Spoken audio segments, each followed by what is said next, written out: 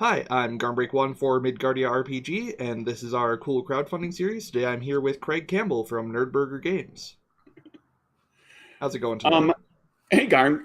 Good to meet you. Good to talk to you. It's going well. I've been looking forward to this, and I got all my everything together. I got my act under control, and I'm ready to talk about some gaming.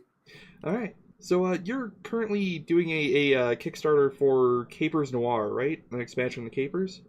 Yep, All right. Could you tell me a little bit about Capers? I haven't had a chance to play it yet. I've seen it around, but, you know. sure. Capers is it's a tabletop role playing game. It's a superpowered game of gangsters in the Roaring Twenties. So basically, you are playing gangsters, although you can play law enforcement characters as well, if you so choose.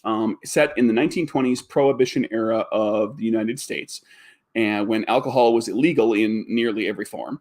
And as a gangster, you're playing potentially to kind of build your empire, to get rich, to get famous or infamous, to enjoy that lifestyle. And it's kind of presented in the sort of romanticized version of that you see in like TV shows and movies and comics and so forth. And you can alternatively also play law enforcement characters, cops and federal agents and so forth, and fight that losing battle because Prohibition did not go well for them, which is why it got repealed a little over a decade after the Volstead Act came into play. And the game is, it's a traditional tabletop RPG in that there's a GM and players portraying characters. And the game mechanics uses, rather than dice, it uses standard decks of playing cards with 52 cards plus 2 jokers.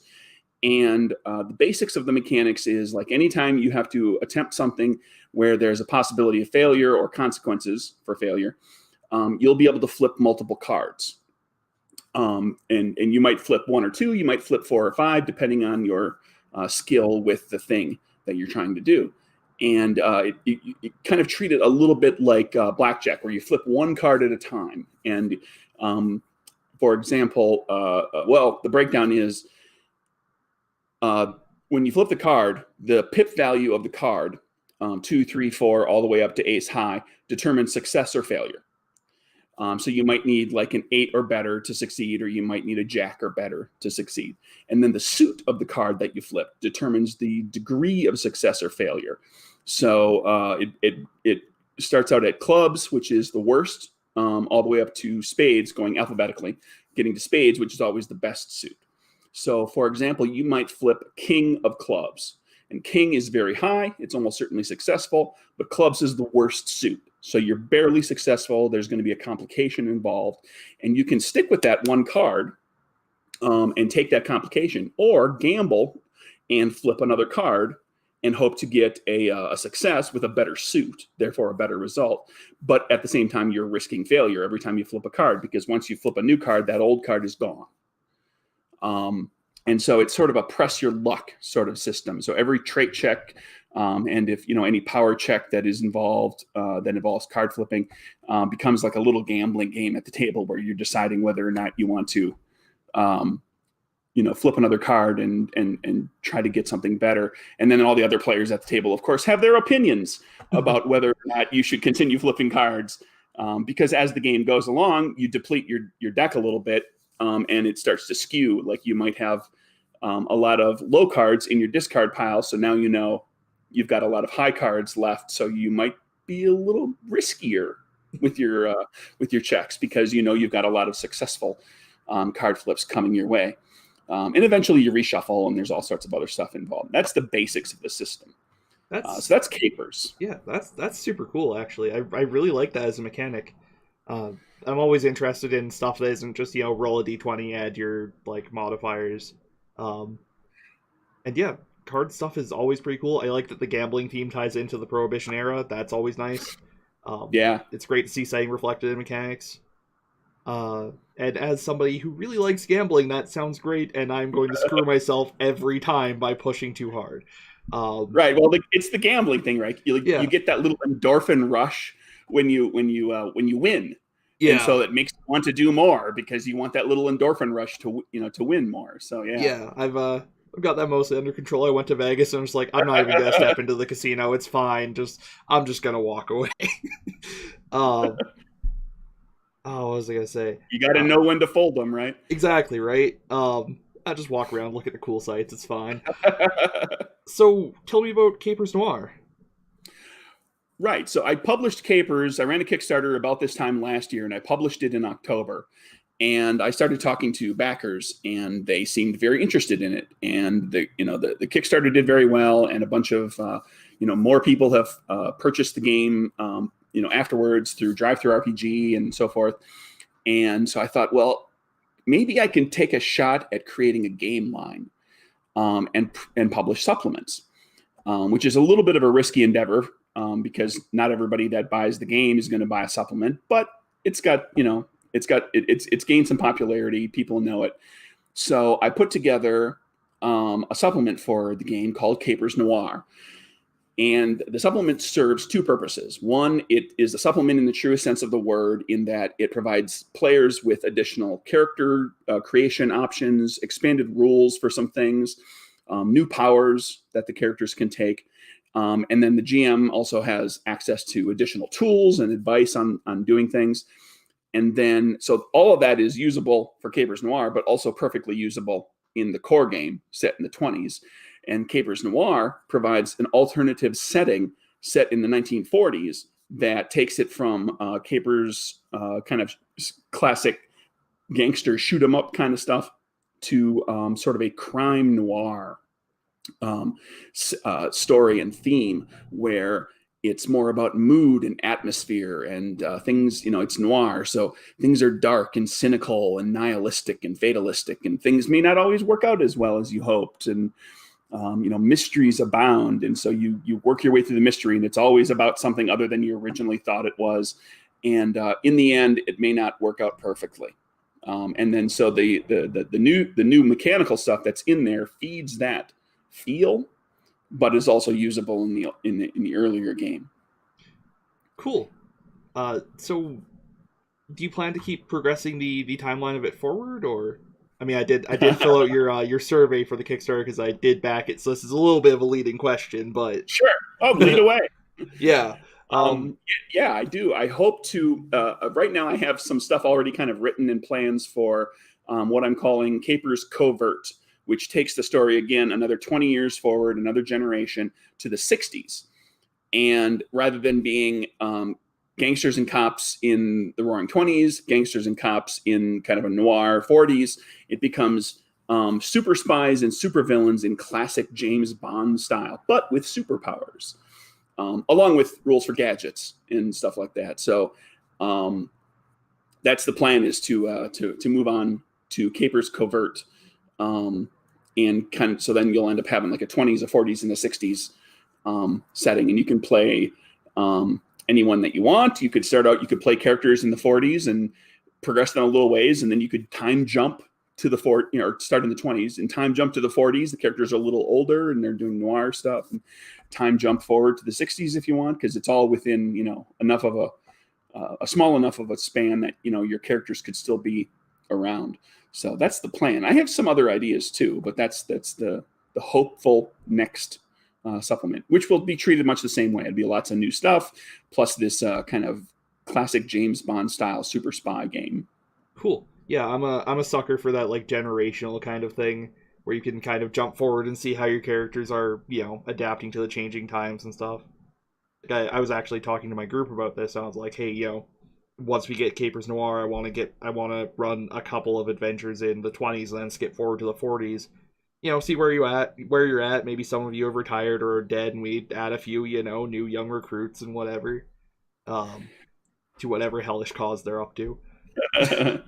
That actually strikes me as like an interesting kind of way to do it too, especially with the the supplements coming at a later date. It's like you could play Capers right now, and then when Capers Noir comes out, you jump the characters forward, play a little Noir, and then you set them aside. And Capers Covert comes out, and you pick that up, and then it's a nice, that'd be kind of a cool way to revisit those characters for a couple of sessions, to say, okay, now we're going to move to the 60s, and they're going to be super spies, and see what happens. That could be fun. So I saw in the survey that you had a possible Wild West supplement in mind for the future. What's in the plans for that? Yeah, maybe. People seem to be kind of interested in Wild West stuff, and I thought that, maybe I would kind of pursue that down the road somewhere. And I expect that the Wild West is different enough from the 20th century kind of stuff that it would probably require its own book, like a full fat book with the rules and the whole thing and all sorts of, geared very specifically toward the Wild West kind of stuff, and change up some of the powers, include stuff that allows you to do cool stuff with guns and ways to communicate and control animals, so you can be like an expert rider with a superpower that helps you make your horse do cool stuff, that sort of thing. So it's a possibility. It's in the back of my head. Right now it's Capers Covert, and then I've got another couple ideas, and I'm gonna hang in there. We'll see. All right, cool. Well, I'm looking forward to the future of that and any other supplements that come out. What were your inspirations for 1920s superheroes? Well, in my previous game, Murders and Acquisitions, which is set in the modern day, I had like these add-on rules for things like, the Murders and Acquisitions is about playing a character who works in an office, and you're looking to climb up the corporate ladder by whatever means necessary. So it's very tongue-in-cheek, though the corporate world is kind of over the top and really bloodthirsty and cutthroat.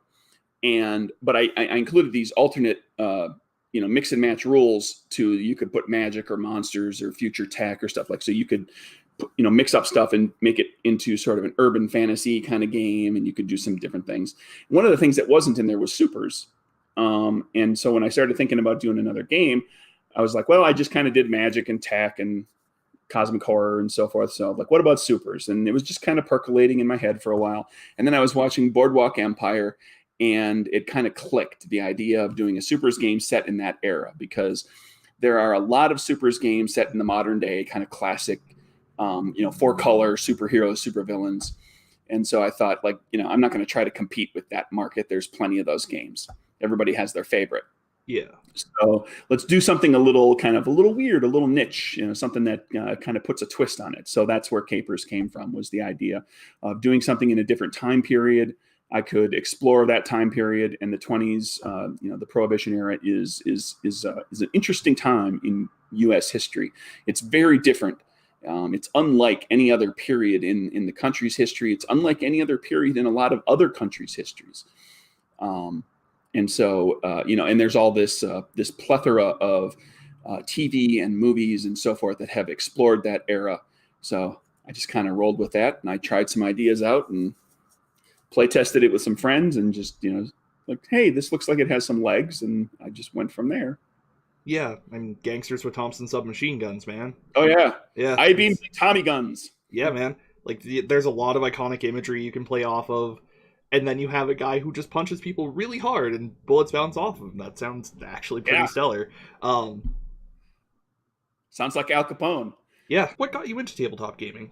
What was your first game? My first game was actually in college, right before my first year wrapped up. I played a game of D&D 2nd edition, specifically Ravenloft, with some friends, and one session. And then that summer, I bought the core books, consumed it all. Came back that next year, started playing more, and it kind of built out from there. And then, there's a lot of D&D, and then we started kind of all over the place. And there was the old Star Wars D6 system from West End, and Shadowrun 2nd edition, I believe it was at the time, and just all sorts of different things, little one-shots of things, just trying out everything. We played Toon for a little bit. We had a lot of fun with it. There's a name I haven't heard in a while. And then everything kind of morphed in the little later in the 90s, when like World of Darkness came out. So I played Vampire and Mage and Changeling, and we tried out stuff like Call of Cthulhu, whatever edition it was at the time, and eventually Deadlands came out, the original Deadlands, which is, I think, probably my favorite RPG.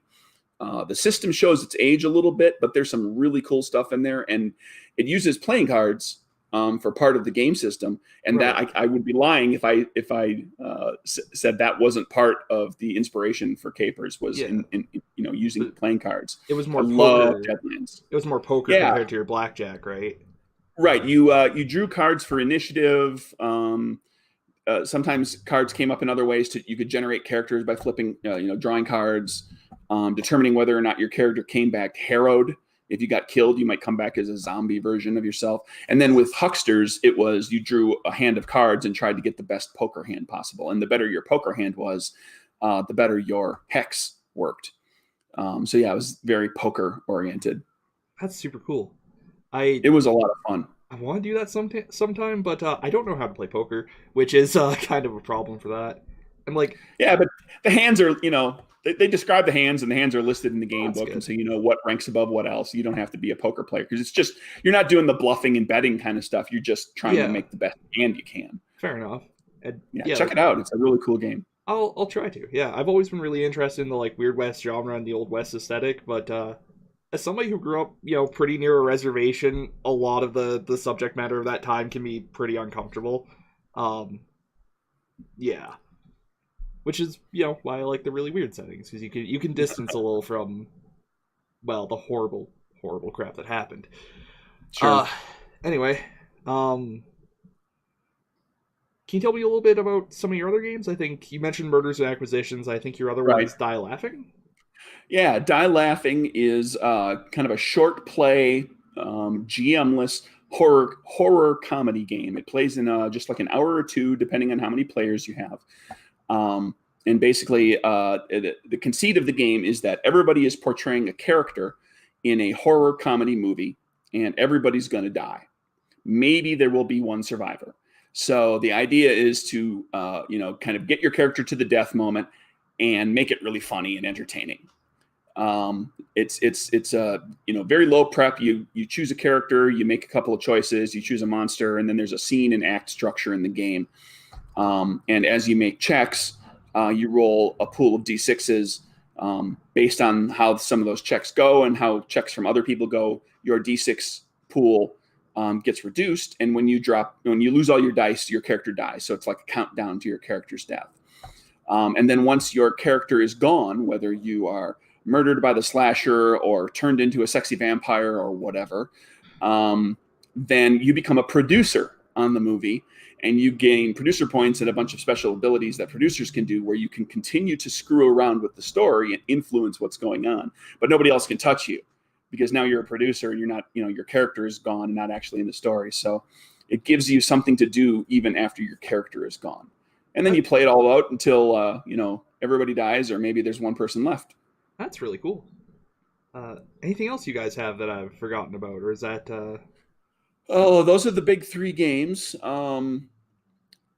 If you go digging around my website or DriveThruRPG, you'll find other little micro games that I've done. I've done some fun little, freebie kind of stuff. Or there's actually a thing on DriveThruRPG called 6 Little Games, which is just a small book of a bunch of micro games.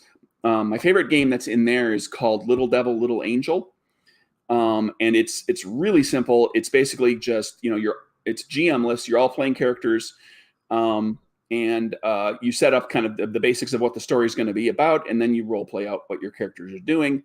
And whenever you come to an important decision for your character, you say close up, and the person to your right portrays the little angel that's sitting on your shoulder telling you what to do, and the person to your left plays the little devil on your shoulder telling you what to do, and they both get to give you advice. And then you there's a dice check involved.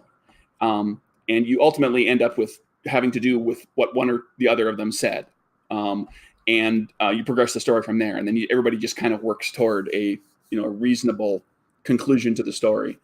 And there's a few other games in there, but that's my personal favorite because it's, other than the occasional dice check for the Devil Angel thing, it's almost entirely just a structure for improvised storytelling. Yeah, that's super cool. I think my group would have a ton of fun with that if we're ever like actually all around the same table. Uh, Yeah, and that kind of game I'll play in like maybe an hour, maybe less, depending on, it's really just a question of when you decide you've gotten to a reasonable, a good ending to the story. The fun is really in the devil and angel thing. Yeah, that sounds like a ton of fun. Giving bad advice is so easy in tabletop games, man. I mean, you've got, like, most of the time when you're playing D&D, you've got the entire table on the little devil side anyway going, dude, just run in there, stab everything. It'll go great for you. Or maybe that's just my experience. Maybe that's just what I do. it can happen, absolutely. Tell me a little bit about the pledge levels for the Kickstarter. Sure. It's $10 for the PDF of Capers Noir. And then you'll also get a discount link to purchase a soft cover later if you want, at cost. So it's super cheap. And you pay for shipping at that point. And then there are backer levels also that allow you to get Capers, the core game. So if you don't have that, you can get just Capers. For one backer level, you can get Capers and Capers Noir. And then there's a backer level that can get you everything Capers oriented. So you can get Capers, Capers Noir, and all of the accessory kind of stuff that we produced. So Capers came with a whole bunch of stuff like Capers themed playing cards and adventures and poster maps for, on the table with paper minis, all that sort of stuff. And then there's premium backer levels as well. And as we record, the only one that has any spots left open is called Joe's and Jane's, which allows you to, you can get all the Caper stuff that you want. Plus, you'll help me create an NPC to be in the game, and it's specifically a regular Joe or Jane. Your character won't be a criminal or a law enforcement character, but like a regular person who happens to have a power. So it's a really kind of a fun way to flesh out the world of Capers. I did this same kind of backer level for the Capers Kickstarter, and people came up with some really cool, just like regular people. Like here's a bike mechanic or a professor who happens to have a superpower, and so we'll put that into the game book as well. Oh man, I could be in there. Nice. Be a journalist. I can see in the back that you've got some cons written down there. Are you planning to hit any in the coming year? Yeah, there's a couple of local ones to Atlanta in the United States, but I'm going to be at Gen Con. I've got a whole little team of Team NerdBurgers coming with me. We're going to be running all sorts of games.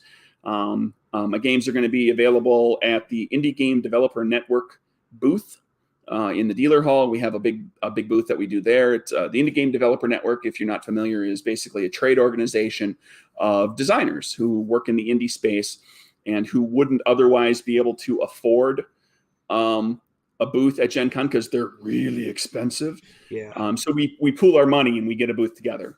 And then we also, outside of the convention circuit, we, support each other and help each other find artists and cartographers and editors and all that. And we, sometimes freelance for each other and mentor people and all sorts of stuff. And then cool. I'm going to be at AcadeCon in Dayton, Ohio, which is in early November. It's Veterans Day weekend. That Kickstarter is going on right now as well because they use a Kickstarter to raise their initial funds to be able to rent the convention center and everything. So if you're interested, if you're like in the Dayton, Ohio area, check out AcadeCon, as in like Academy. It's from the RPG Academy, so ACADE Con. Cool. And they put on it. Personally, AcadeCon is my favorite convention. I've been there a couple of years. Already, I'm going to go again this year. It's a smallish convention, but it's really cool, really intimate, a lot of great people, really inclusive, really inviting. The RPG Academy has put together a really excellent community surrounding their podcasts, and those people are who show up at the convention. So it's a really great crowd. Yeah, I might have to reach out to them, see if I can get somebody from there in an interview too. Oh, I'm sure you can. I can put you in touch. Cool. Yeah, I'd appreciate that.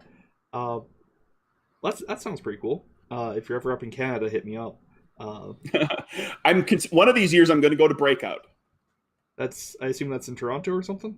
I believe so. That sounds right.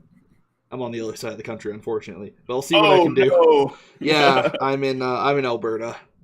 Nothing comes here, man. But that's okay. I've got a Canadian coming down for Team Nerdburger this year. Nice. I'll hitch a ride in the luggage. Canada represent on Team Nerdburger. Hell yeah. Yeah, that about wraps up everything I have for you. If people are interested in you and what you do, which I can only assume they are if they're still watching after half an hour, where can they find you? I'm at NerdBurger Craig on Twitter. You can check out my website, which is nerdburgergames.com. If you want to buy games, you can go to DriveThruRPG.com. But while this Kickstarter is going on, if you want capers, you should go to check out the Kickstarter. Just go to Kickstarter, search for Capers Noir. I can provide links to all of these things that you can put on your site. And yeah, there's going to be a Twitch stream for NerdBurger Games where I'm going to be running a campaign for Capers. So you can look for NerdBurger Games on Twitch. That's going to happen in the next few weeks. So that'll get started.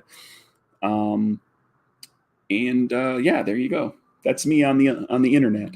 Cool, and yeah, there will be links to all that kind of stuff below this video, and a link to the AcadeCon Kickstarter as well. Because, hell yeah, supporting the indie game community is important, man. Yeah, I'm happy to support them. They're great. Yeah. Well, thank you very much for coming on here. This has been a great time. Yeah, thank you. Thank you for having me. It's been fun. Yeah. Have a good one, everybody.